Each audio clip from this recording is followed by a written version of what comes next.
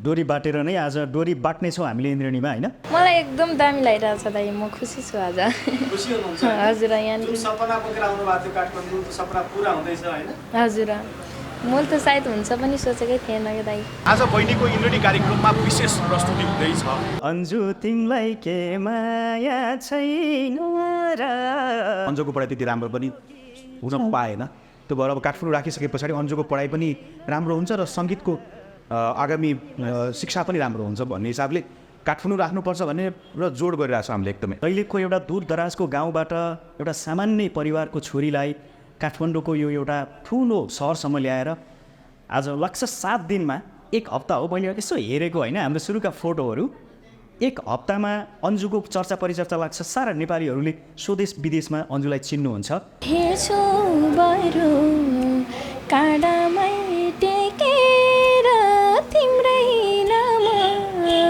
मोटोमा लेखेर भगवानलाई झुक्ने गराउँछु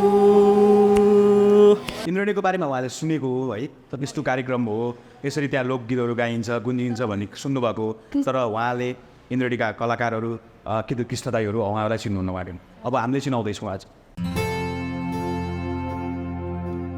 बहुचर्चित हिन्दी रोमान्टिक टिभी सिरिज पवित्र रिश्ता अब नेपाली भाषामा पवित्र नाता हरेक हफ्ता बुधबार र बिहीबार मात्र मी टिभी एचडीमा हाम्रो गीत अहिले मार्केटमा जो सबै नेपाली दर्शकहरूले रुचाइदिनु पनि भएको छ त्यो हिसाबले चाहिँ अब डोरी बाटेर नै आज डोरी बाट्ने छौँ हामीले इन्द्रेणीमा हैन हैन अन्जु हजुर डोरी अब कति लामो बाटिन्छ त्यो त थाहा छैन हैन तर डोरी चाहिँ आज अवश्य हामी बाट्ने छौँ सम्पूर्ण नेपाली दर्शक श्रोताहरू छोटो अवधिमा डोरी बाटेर गीतलाई अन्जु बहिनीको पहिलो गीत जो अन्जु बहिनीको स्वरमा एउटा जादु छ हाम्रो पारस भट्टराईजीले जो अन्जु बहिनीलाई काठमाडौँ ल्याइसके पछाडि चाहिँ मैले सुरुमा गीत दिएँ होइन उहाँसँग पारसजीसँग सहकार्य गरेर होइन एउटा गीत चाहिँ अलिकति राम्रो भनौँ न मैले बनाएको छु के गरौँ भनेपछि उहाँले पनि गीत मैले केही गीतहरू सुनाएँ उहाँले गीत सुन्नुभयो अनि ल यो गीत गरौँ भनेर हाम्रो एउटा टिमको सल्लाह भइसकेपछि अन्जु बहिनीलाई पनि हामीले प्र्याक्टिस गरायौँ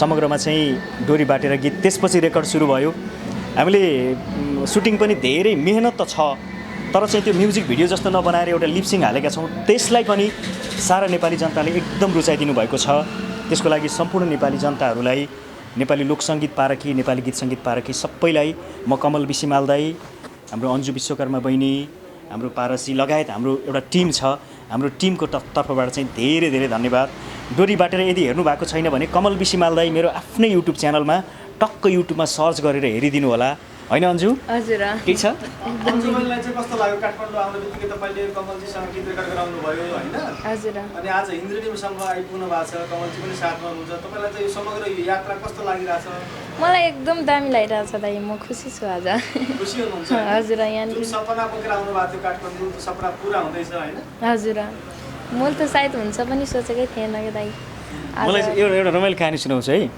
अस्ति हामी सुटिङको दिन अन्जु बहिनीलाई हामीले मेकअप गर्न जब मेकअप आर्टिस्टले मेकअप गर्न सुरु गर्नुभयो होइन अन्जु बहिनीको त्यो एक्साइटेड हुन्छ नि एउटा खुसी यस्तो छक्क परेको कि म त्यति बेला सायद लाग्छ जीवनमा पहिलोपटक नै त्यति बेला अन्जु बहिनी खुसी भएको होला कि होइन त्यति बेला चाहिँ मस्सो मुसु हाँस्ने अनि मेकअप गर्दा पनि अब एक्स्ट्रा टाइपको उहाँको फेस है अब नर्मल उहाँ एउटा भनौँ न आफ्नो टिपिकल टाइपको देखिनुहुन्छ तर मेकअप गरिसके पछाडि धप्प बोल्नुभयो होइन त्यसपछि मैले चिन्नै छोडेँ नि त त्यति बेला मैले एकदमै राम्रै देखिनु भएको छ अन्जु बहिनी एकदम भिडियोमा हैन त्यही गीत डोरी बाटेर थोरै दुई लाइन गुनगुनाइदिनुस् न हुन्छ ल्याउली थालमा मासु भात पस्किँदै खम्लासँगै मस्किँदै डोरी बाटेर जान्छौ र मायालु डाँडै काटेर जान्छौ र मायालु डाँडै काटेर साँच्चै तिम्रो बेगर्ने छाट छ झै खासैलाई न यतिको आँट छ झै डोरी बाटेर लान्छौ र मायाले डाँडै काटेर लान्छौ र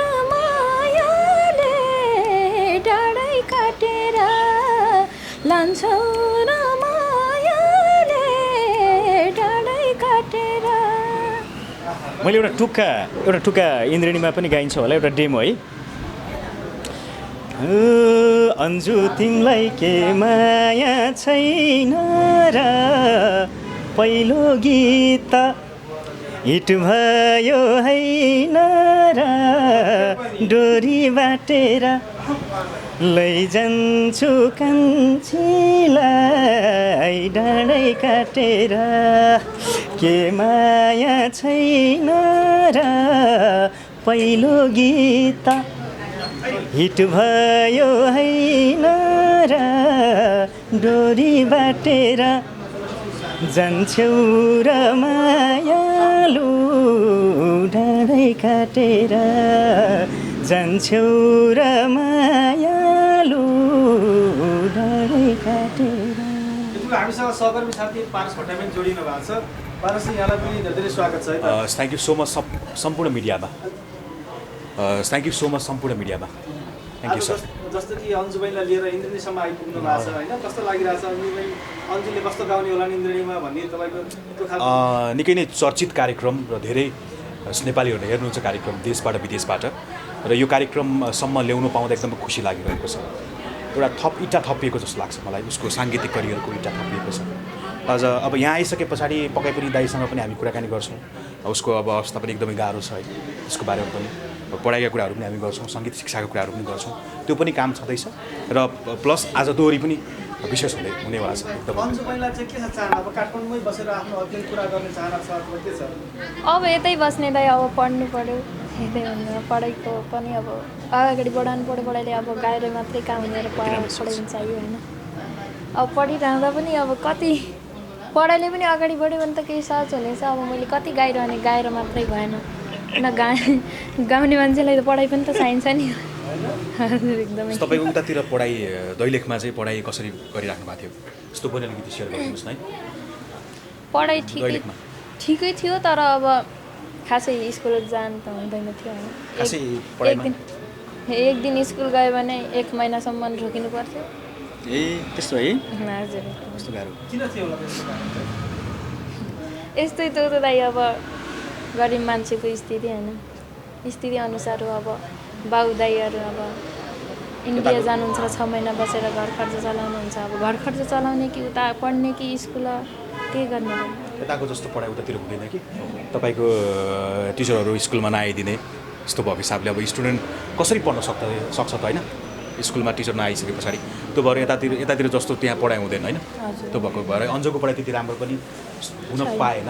त्यो भएर अब काठमाडौँ राखिसके पछाडि अन्जुको पढाइ पनि राम्रो हुन्छ र सङ्गीतको आगामी शिक्षा पनि राम्रो हुन्छ भन्ने हिसाबले काठमाडौँ राख्नुपर्छ भन्ने र जोड गरिरहेको छौँ हामीले एकदमै। त्यसमा मैले पनि थोरै बोलेँ ल। जस्तो अन्जु बहिनीको पढाइ अहिले अब सङ्गीत कस्तो हुन्छ भने एउटा प्राकृतिक हिसाबले पाएको भोकल, गड गिफ्टेड भोकल उहाँले पाउनु भएको छ होइन। तर एउटा सङ्गीतको सारेगामा पदनिसा सिकेर अलिकति राम्रोसँग उहाँले गाउन सक्नुभयो भने भोलि गएर चाहिँ प्रोफेसनल गायिका। किनभने पहिलो गीत मसँग जोडिसके पछाडि पारसजीको र हाम्रो एउटा बहिनीलाई एउटा जिम्मेवारी लिइसके पछाडि चाहिँ सकेसम्म बहिनीलाई गाउन फर्काउने, बहिनीलाई काठमाडौँमा एउटा स्कुलमा हामीले भर्ना गराइदिने प्रोसेस पनि चालिरहेछौँ। हरेक सङ्घ संस्थाहरूसँग हामीले एउटा कोर्डिनेसन पनि गरिरहेछौँ होइन। र अर्को कुरा सङ्गीतको लागि पनि बहिनीलाई चाहिँ सिकाउनै पर्छ। किन भन्दा आज भाइरल भइरहँदा धेरै मान्छेहरूले हाले पनि भोलि गएर सङ्गीत सिकेको जस्तो हुँदैन है। त्यो कारणले गर्दा चाहिँ बहिनीलाई सङ्गीतको पनि एकदम आवश्यक छ। त्यो कारणले गर्दा सङ्गीत क्लासको लागि पनि हामीले कुरा गरिरहेका छौँ होइन। बहिनीलाई अब सकेसम्म काठमाडौँमै हामीले सेटल भनौँ न, पारसी पनि लागिरहनु भएको छ। उहाँको यति ठुलो भूमिका छ कि लाग्छ दैलेखको एउटा दूरदराजको गाउँबाट एउटा सामान्य परिवारको छोरीलाई काठमाडौँको यो एउटा ठुलो सहरसम्म ल्याएर आज लाग्छ 7 दिनमा 1 हप्ता हो, मैले यसो हेरेको होइन हाम्रो सुरुका फोटोहरू, 1 हप्तामा अन्जुको चर्चा परिचर्चा लाग्छ। सारा नेपालीहरूले स्वदेश विदेशमा अन्जुलाई चिन्नुहुन्छ। सँगसँगै डोरी बाटेर आएपछि हाम्रो एउटा भनौँ न टिम पनि भएको छ। कमल विसिमाल दाई, अन्जु विश्वकर्मा, पारस भट्टराई भनेर एउटा हाम्रो टिम नै बनेको छ अहिले। यो टिम बन्नु नै ठुलो कुरो हो सबभन्दा। त्यो कारणले गर्दा स्पेसल त पारस भट्टराई र हाम्रो गोविन्द साउजीलाई पनि धेरै धेरै धन्यवाद। उहाँहरूले ठुलो भूमिका निर्वाह गर्नुभएको छ। र अन्जु बहिनीलाई मैले एउटा के वचन दिन्छु भने अप्ठ्यारो परेको खण्डमा त हामी छँदैछौँ। यहाँ पनि हामीले जति अहिले दाइसँग उहाँ बसिरहनु भएको छ होइन। अप्ठ्यारो परेको खण्डमा कमल विसी दाई हरदम साथमा छ। जस्तो कि दाइ होइन एउटा क्वेसन मैले सोध्न चाहेँ होइन अहिले जति पनि भाइरल बहिनीहरू आउनुहुन्छ नि केही समय आउनुहुन्छ अनि केही समय हराउनुहुन्छ पछि अनि उहाँहरूलाई चाहिँ टिकाइराख्न चाहिँ के गर्नुपर्छ हराउन नदिनलाई? जस्तै त अब जसरी अन्जु बहिनी आउनु भएको छ यसरी नै अरू पनि आउनु भएको थियो होइन। अब कतिपय टिक्नु पनि भएको छ फेरि आएर, कतिपय टिक्न सक्नु भएको छैन। अब टिकाउनको लागि के गर्नु पऱ्यो भने उसलाई चाहिँ निखार्ता उसको कलामा हुन्छ, उसको व्यवहारमा हुन्छ, उसको संस्कारका कुराहरू हुन्छ, सबै कुरामा पर्फेक्ट बनाउनुपर्छ हामीले होइन। भन्नुहोस् न, सिकाउनु पनि पऱ्यो, संस्कार सिकाउनु पऱ्यो, मेन कुरा संस्कार सिकाउनु पऱ्यो, शिक्षा दिनु पऱ्यो होइन। त्यसरी अगाडि बढाउँदाखेरि चाहिँ राम्रो हुन्छ। अब यो भनेको यो है अहिले चर्चामा पुगिराख्नु भएको छ, अहिले यो स्टेजमा हुनुहुन्छ तपाईँ, यो भनेको यो हो होइन, यो पनि केही पनि होइन भनेर पनि भनिरहेको हुन्छौँ हामीले पटक पटक होइन। किनभने चर्चाको शिखरमा हुँदै गर्दाखेरि तपाईँहरू भिडियो फोटो खिच्न आउनुहुन्छ, अरू पनि आइराख्नु भएको छ, सधैँभरि त हुँदैन, 15-20 दिन पछाडि त्यो कम हुन्छ नि, त्यो लाग्ला त्यति बेला लाग्ला कि बहिनीलाई ए म त अब कोही पनि आएन मलाई भिडियो फोटो खिच्नको लागि, म त अलिकति सानो भएको छु त होइन, सानो भएछु त, अथवा हुन्छ नि मानसिकता त्यो बाल मानसिकतामा असर पर्न सक्छ भनेर मैले पटक पटक हामीले भनेका छौँ कि यो केही पनि होइन, यो तपाईँलाई मन पराइदिनु भएको छ धेरै लाखौँ दर्शकहरूले, त्यसको लागि चाहिँ अब गीतहरू पनि आएको छ, सबै कुराहरू आएको छ, यो केही दिन पछाडि कम हुन्छ। फेरि हामीले सुरुवातबाट नै जसरी तपाईँले दैलेखमा सङ्घर्ष गर्नुभएको थियो त्यो सङ्घर्ष फेरि यहीँ काठमाडौँमा गर्नुपर्छ भनेर हामीले कुरा पनि गरिरहेछौँ कि। किनभने अब यो हुन त केही पनि होइन नि त, सङ्गीत त सिक्नु पऱ्यो नि त, सङ्गीत प्लस उसको एजुकेसन चाहिँ कन्टिन्यू हुनुपर्छ। बहिनीको पढाइ सँगसँगै साङ्गीतिक यात्रामा अगाडि बढ्नेछ भन्ने हामीले विश्वास लिएका छौँ र यति बेला हामी आज इन्द्रेणीको माहौलमा छौँ। इन्द्रेणी हेर्नुहुन्थ्यो कार्यक्रम? आज हेर्ने हो दाइ मजाले। भनेपछि उता गाउँघरमा हुँदाखेरि टिभीमा यसो मोबाइलमा हेर्नु भएको थियो? कहिलेकाहीँ देख्थेँ दाइ। अब कसरी चिन्नुहुन्छ नि इन्द्रेणीमा? खासै हेरेको त छैन, अप्परमा दाइले चिन्छु इन्द्रेणीमा, अब अरूको नाम चाहिँ लिन सक्दैन है, थाहा छैन त्यति। मैले अरूलाई त अब खासै देखेको छैन। कृष्ण गणेल दाइलाई त चिन्नुहुन्छ होला नि? इन्द्रेणीमा उहाँले इन्द्रेणी भन्ने कुरा इन्द्रेणीको बारेमा उहाँले सुनेको हो है, यस्तो कार्यक्रम हो, यसरी त्यहाँ लोकगीतहरू गाइन्छ गुन्जिन्छ भन्ने सुन्नुभएको, तर उहाँले इन्द्रेणीका कलाकारहरू कि त कृष्ण दाईहरू उहाँलाई चिन्नुहुन्न उहाँले।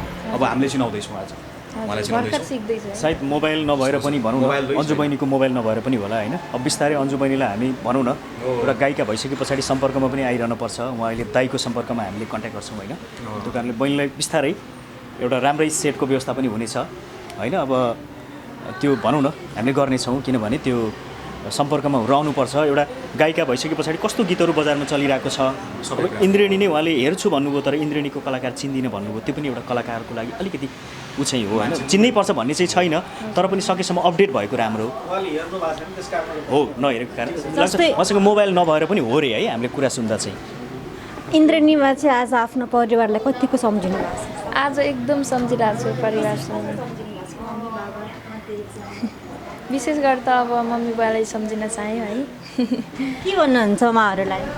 उहाँहरूलाई एकदम खुसी लागिरहेछ, धन्यवाद।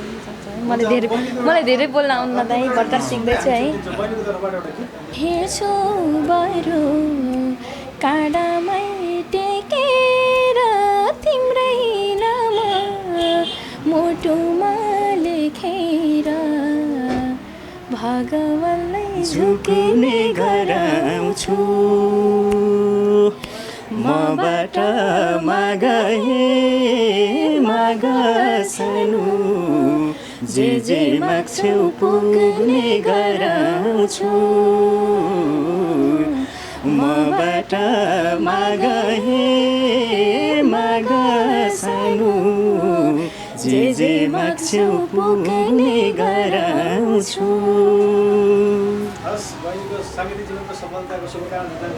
धन्यवाद। ल बहिनीलाई फेरि पनि आज भाइरल भइरहँदा मात्रै होइन, मिडियाले भोलि गएर बहिनी स्कुलमा रहँदा पनि, बहिनी पढ्दै गर्दा पनि तपाईँहरू मिडियाकर्मीहरूको साथ रहोस्, किनभने हाम्रो थ्रुबाट बहिनी आउनु भएको छ, भोलि गएर लाग्छ विष्णु माझी जस्तै बनाउनु मन छ हामीलाई है, बिमा कुमारी दुरा जस्तै बनाउनु मन छ, अन्जु पन्त जस्तै बनाउनु मन छ। त्यस कारणले आज भाइरल रहँदा मात्रै होइन, मिडियाकर्मी साथीहरू भोलि गएर अन्जु चाहिँ स्कुलमा पढिरहँदा पनि त्यहाँका रिपोर्टहरू आउन्, अन्जुले के गर्दैछ भन्ने रिपोर्ट आओस्, अन्जुले सङ्गीत सिक्यो कि सिकेन भन्ने रिपोर्टहरू आओस्। थ्याङ्क यू सो मच होइन अन्जु, धन्यवाद।